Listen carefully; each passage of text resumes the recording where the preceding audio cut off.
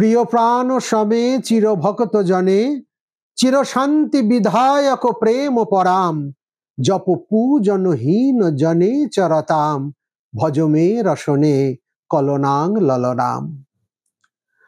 সাধক কবি গাইছেন মা নাকি প্রাণপ্রিয় তার ভক্তদের, আর ভক্তরাও মায়ের প্রাণ প্রিয়। ভক্তদের জন্য তিনি করতে পারেন না এমন কোনো কাজ নেই।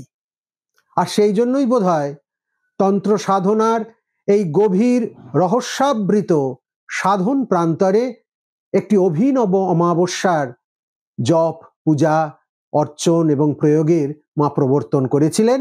সেটি পৌষ অমাবস্যা বা বকুল অমাবস্যা। বকুল অমাবস্যার বিধি মূলত উড়িয়া প্রদেশের, আর আমরা পালন করি পৌষ কালী পূজা। পৌষ মাসের অমাবস্যা তান্ত্রিকী প্রয়োগের জন্য অত্যন্ত বিহিত এবং নিগূঢ় তার প্রভাব। যারা বিভিন্নভাবে নিত্যদিনের জীবনে বীতশ্রদ্ধ হয়ে পড়েছেন, যাদের কুসুমাস্তীর্ণ জীবন শত্রুর অত্যাচারে প্রপীড়িত, আর্থিক কষ্ট নিত্য সঙ্গী, অবাধ্য সন্তানের অত্যাচারে দিশাহারা যারা, যে সমস্ত মা বাবারা, অভিভাবক অভিভাবিকারা কিংবা প্রিয়জন স্বজনেরা, কিংবা যাদের মনে হচ্ছে যে অনেক আত্মদান সত্ত্বেও প্রেমিক বা প্রেমিকা বশে থাকছে না, সম্পর্কের মধ্যে তৃতীয় কারোর আগমন হচ্ছে, তারা অত্যন্ত সতর্ক থাকুন। সামনের 30শে ডিসেম্বর 2024 এই পৌষকালী পূজার রাত্রিটা যেন বিফলে না যায়। এই রাত্রিটি বকুল অমাবস্যার রাত্রি।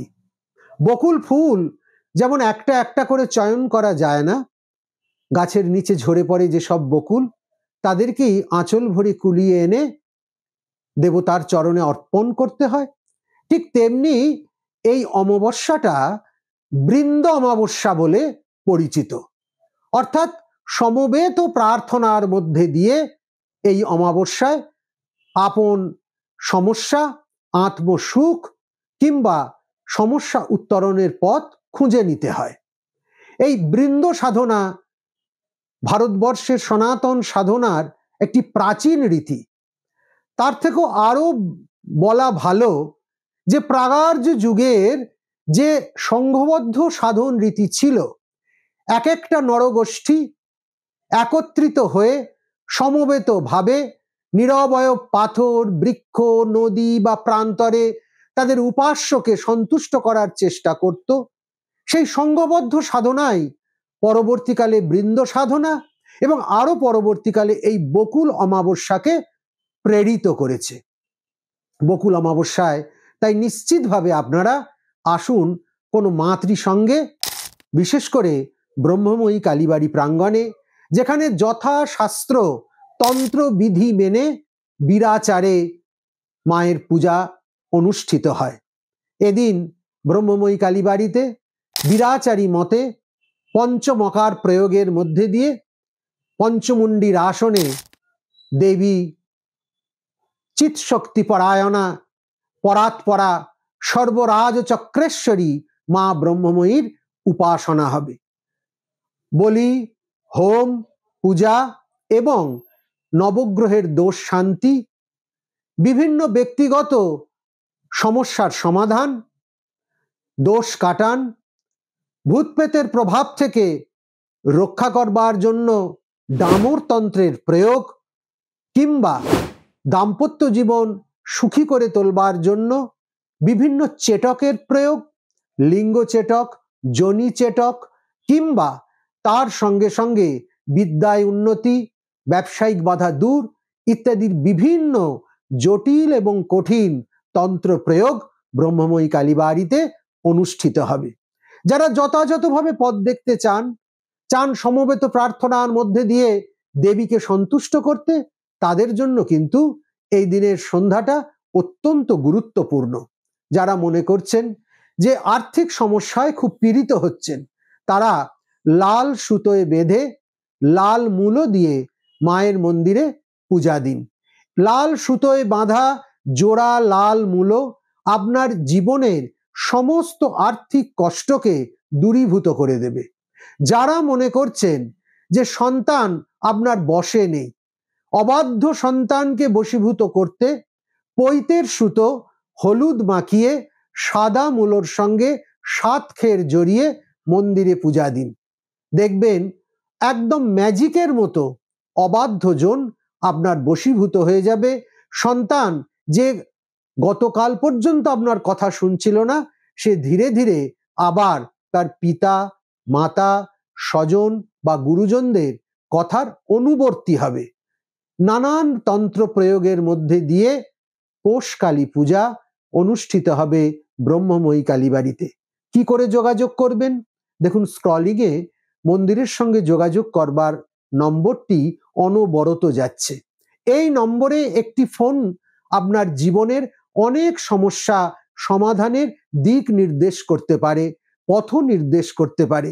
যে সমস্যাগুলো নিয়ে আপনি অনেক দিন ধরে ভুগছেন, প্রতি রাত্রে আপনার চোখের কোল অশ্রুতে সজল হয়ে উঠছে, লবণাক্ত অশ্রুর স্বাদ আপনি পাচ্ছেন, সেটা থেকে যদি আনন্দময় জীবনে ফিরে যেতে চান, তাহলে এই পৌষ কালী পুজোকে হেলায় কাটাতে দেবেন না। হালকা শীতের আমেজের সঙ্গে সঙ্গে আপনার জীবনেও নেমে আসুক উষ্ণতা।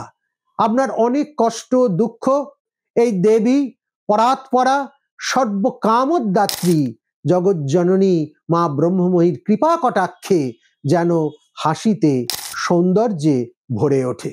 আসলে পৌষকালী পূজা তন্ত্রের অতি প্রাচীন একটি প্রকরণ। 12 মাসে 12টি অমাবস্যার আলাদা আলাদা নামকরণ করা আছে শাস্ত্রে। বিশেষ করে এই পৌষ মাসের অমাবস্যাটাকেই আমরা বৃন্দ অমাবস্যা বা বৃন্দ উপাসনার অমাবস্যা বলে চিহ্নিত করেছি।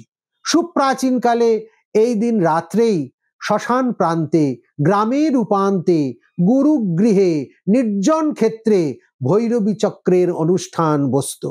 ভৈরবী চক্রের অনুষ্ঠান যেমন গোপন গুহ্য, তেমনি প্রাচীন বৃন্দ সাধনারই অবক্ষয়িত একটি রূপ, যার সূত্র থেকে গেছে তন্ত্রের এই বিশেষ প্রকরণের মধ্যে।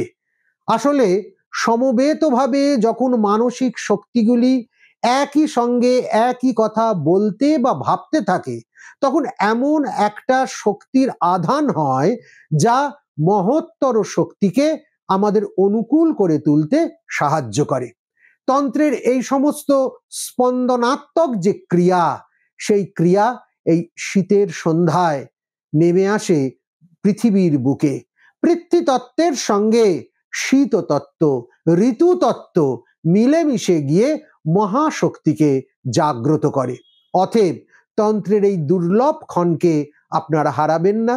জীবনকে সভ্যতার সৌন্দর্যে, নিত্যদিনের সবুজ সৌন্দর্যে ভরিয়ে তুলতে এই তিথিটিকে কাজে লাগান।